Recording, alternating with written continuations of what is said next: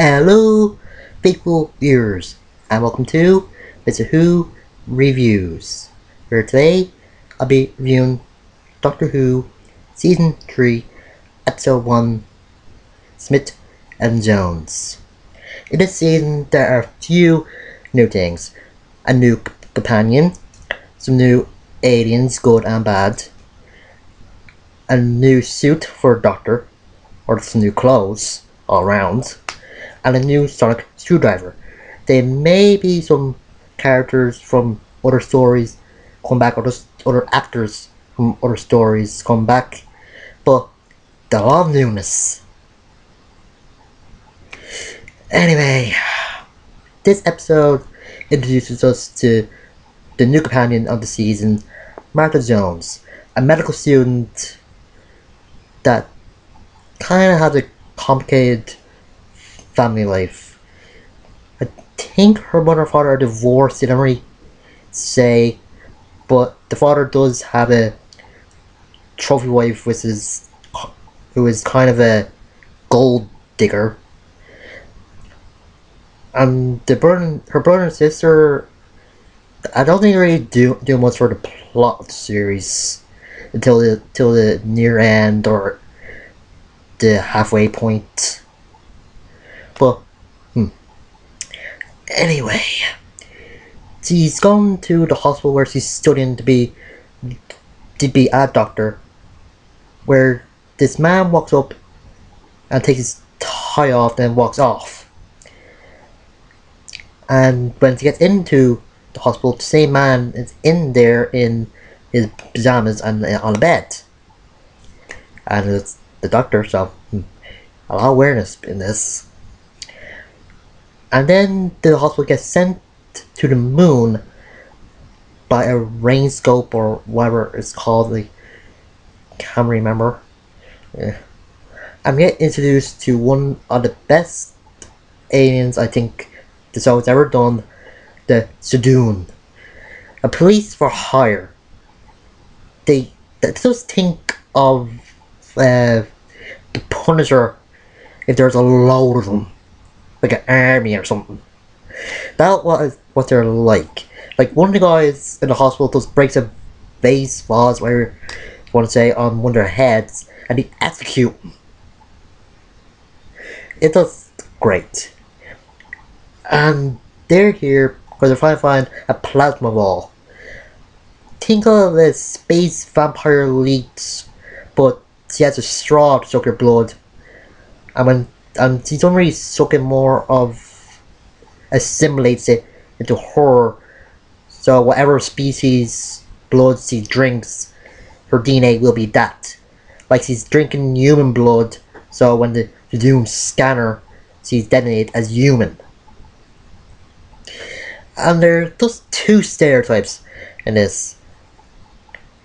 A high-ranking business person or one of the head doctors who has 2 years to retirement,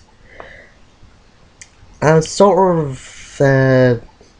wimpy sort of a guy that tries to take control of the situation, and when it's all over, he's saying that he's like one of the most important people in it. I'm saying he represents Earth and that, but yeah. And let's see. Over time, the Doctor is getting interest in Martha. Well, like romantic, just like companion was saying that she had a good point when I said the windows weren't airtight and the trespassing on the moon thing. And she's kind of interested in him, especially after he snugged her to get the Dooms off his trail, or just distract him. And let's see, there's two silly scenes in this where they attends the doctor. One is where he absorbs the radiation from an X-ray machine into his shoe and just throws it in the bin. That's the way he's doing it. It's just crazy. And when he goes to the plaza vault and pretends to be a human, he was acting a bit hyper and stuff like that. It's just great.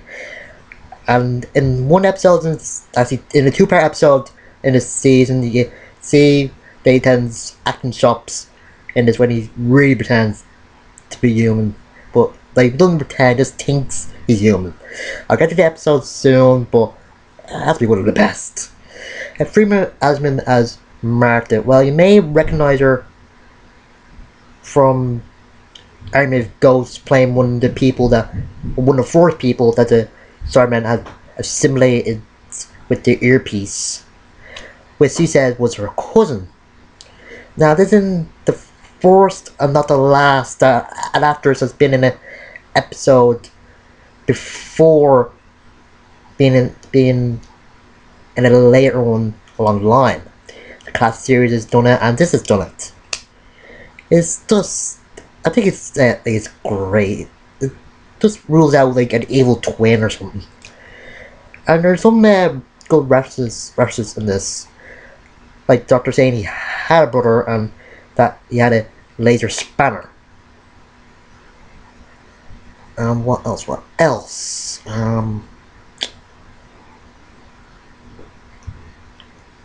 Let's see. Well, near the end, when Martin and her family are celebrating his brother's 24th, and there's an argument between Martha's parents and her father's, I'd say, gold digger. It's because the mother doesn't really get along with her. It's just hilarious, and it really shows that Martha is a way different from Rose, other than her skin color. She didn't just bump into the doctor because she was bored. She had a hectic family life and just needed an outlet, or just a way to escape. It's just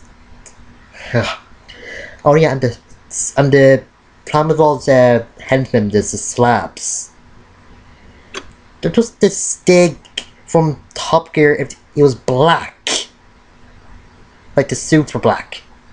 It has in Top Gear, the Stig in it is just white. It doesn't really say a lot. And I'm just wondering if time passes in the span that moon that the possible was in the moon. On the moon. What am I doing here? Well, however, let's see. And I don't think if a CAT scan is put up at a high level that would destroy everybody's mind and half the earth. That's why I like science fiction. Oh yeah, and the actress playing Martha's mother also played one of the cat nurse ladies in New Earth. So good. I think this episode's a bit better than New Earth, but some people like it, some people don't. I think it's good for a watch sometimes, but if there's something on, you could probably enjoy it. So I give this a 6 out of 10, and I just can't wait to review the next episode, because that's be one of the best, like just one of the funniest and one of the most baffling things. Well, not baffling, just a little bit confusing. See you later.